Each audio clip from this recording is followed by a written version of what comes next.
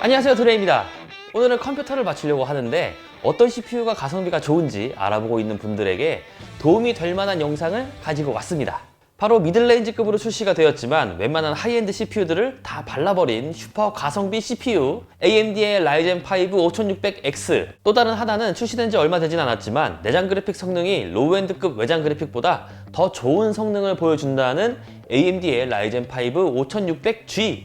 오늘은 이 두 개의 CPU를 비교해 보면서 성능을 테스트하는 시간을 가져보려고 합니다. 우선 가격은 5600X가 약 305,000원, 5600G가 31만원 선에서 판매가 되고 있는데요.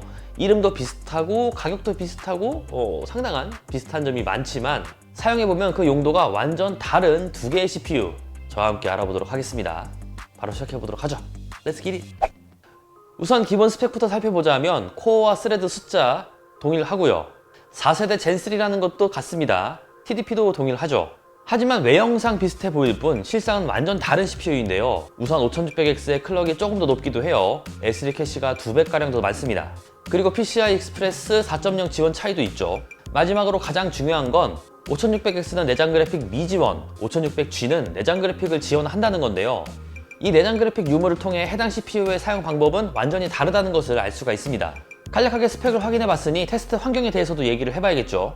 테스트 환경은 ASUS 터프 B550M 플러스 메인보드에 8GB 램을 2개 꽂아서 듀얼 채널 설정을 해줄 거고요. 클럭과 램 타이밍은 그때그때 영상에서 설명하겠습니다. 그리고 쿨러는 TDP 200W까지 지원되는 PC 쿨러 팔라딘 400을 사용했습니다. 나중에 온도 파트에서 따로 얘기할 테지만 쿨러 성능은 확실히 좋았습니다. 조용하고 발열도 잘 잡아주고 가격도 저렴하고 저는 괜찮더라고요. 자, 이렇게 두 CPU의 실성능을 비교를 해볼 건데요. 우리는 5600X의 성능을 너무나도 잘 알고 있잖아요. 그래서 5600X의 단독 성능은 따로 확인해보지는 않을 거고요. 5600G의 성능을 먼저 확인해보고 램의 성능에 따른 성능 비교도 해볼 거고요. 그 다음에 RTX 3060 Ti를 꽂아서 5600X와 5600G의 외장 그래픽과의 궁합도 확인해보도록 할게요. 해당 램 세팅에서 5600G의 성능은 제 생각보다는 준수했습니다. 물론 시대벤치 R23에서 5600X와 CPU의 성능만을 놓고 비교했을 때 부스트 클럭과 SD 캐시가 낮기 때문에 멀티코어의 성능은 약 8.8%, 싱글코어의 성능은 약 7.1%, 이 정도로 차이가 나더라고요. CPU G에서도 꽤나 괜찮은 성능을 보여줬고요. 무엇보다 놀랐던 건 3D마크 스코어였는데요. CPU의 성능은 5600X 대비 10% 넘게 차이가 벌어졌지만 중요한 건 내장 그래픽의 성능이죠. 로우엔드급인 GT1030보다도 더 좋은 성능입니다. 또 구형 그래픽 카드인 라데온 R7 360 1GB, 지포스 GTX 750 1GB보다도 소폭 높은 성능을 보여주기 때문에 내장 그래픽 카드의 성능이 많이 올라왔다, 이렇게 얘기를 할 수가 있겠습니다. 내장 그래픽 탑재 모델답게 CPU 본래의 성능은 5600X보다는 떨어지지만 라데온 그래픽스 성능이 구형 외장 그래픽 카드 수준으로 올라왔기 때문에 캐주얼 게임을 한다면 단독으로 사용이 가능할 텐데요.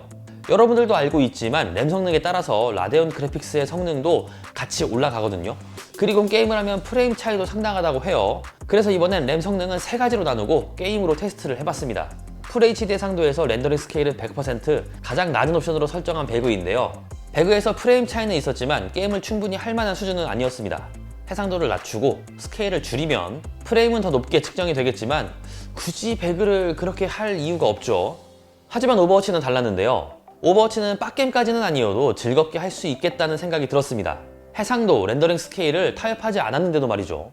로아는 같은 공간에서 비교를 해봤는데요. 움직이는 유저에 따라서 프레임이 출렁거리긴 하지만 램오버를 하면 할수록 더 높은 프레임이 측정된다는 것을 확인할 수가 있었습니다.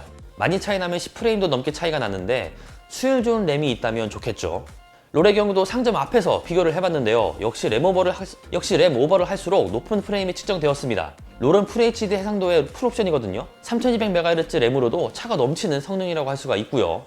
실제로 플레이어와 게임을 해봐도 프레임이 떨어진다든지 드랍이 생긴다든지 이러한 문제는 전혀 없었기 때문에 롤은 정말 쾌적하게 게임을 할 수 있을 거라고 생각합니다.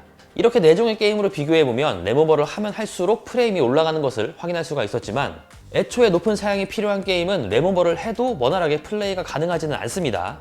라데온 그래픽스가 딱 커버가 가능한 게임에 한해서 꽤나 놀라운 프레임이 측정된다고 할 수가 있겠습니다.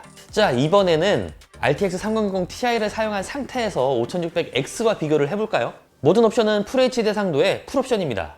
오버워치는 프레임 편차가 크긴 하지만 전체적으로 5600 쪽 프레임이 더 높게 측정되었으며 그래픽카드 로드율도 일정했고요.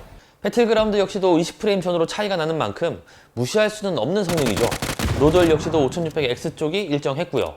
위쳐3는 프레임 차이가 적었습니다. 일단 양쪽 모두 그래픽카드 로드율이 높았고 게임 프레임 자체가 낮게 측정되기 때문에 그 편차가 더 낮았다고 생각이 드는데요. 그래도 2프레임 전후로 5600X 쪽이 높게 측정이 되었으며 레인보우 식스 시즈 역시도 로드율에서 차이가 제법 나는 만큼 프레임에서 그 차이를 확연히 알 수 있었습니다.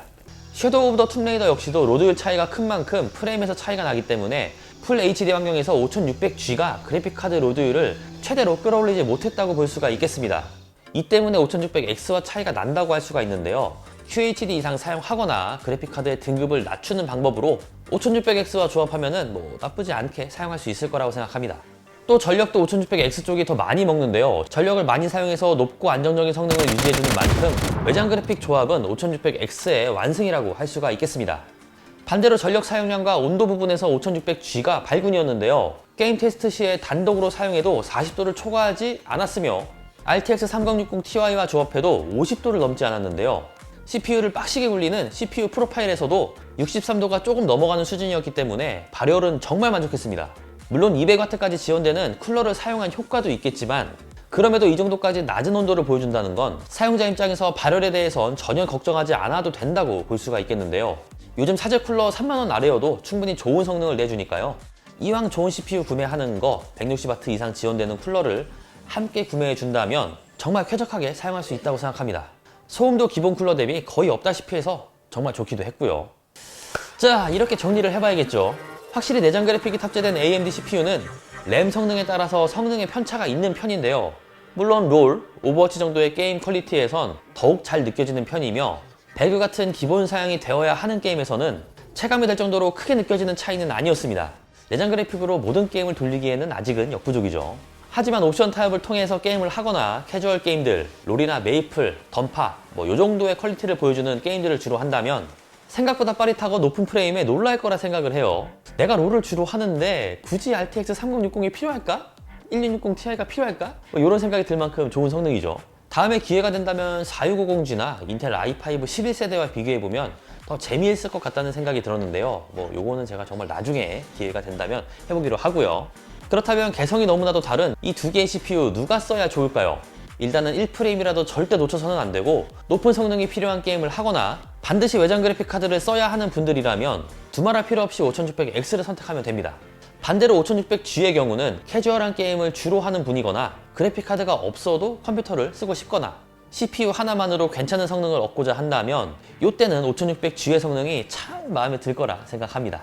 둘 다 가성비가 높은 제품이지만 한쪽은 성능의 극대화, 다른 한쪽은 최대한 낮은 가격으로 맞출 수 있다는 점에서 매력적이기 때문에 이 장단점에 맞춰서 구매하시면 되겠네요. 단 하나의 알파벳만으로 개성이 뚜렷하게 나뉜 5600X와 5600G의 비교는 여기에서 마무리하겠습니다. 영상이 재밌었다면 구독과 좋아요 해주시는 것도 잊지 마시고요. 그럼 전 다음에 더욱 재밌는 영상으로 찾아오겠습니다. 다음에 또 봐요. 안녕. 확실히 5600G는 단독으로 사용했을 때 그때가 빛을 발한다고 생각을 해요. 외장 그래픽 끼는 거는 조금 메리트가 없죠. 진짜 그래픽 성능 좋네요.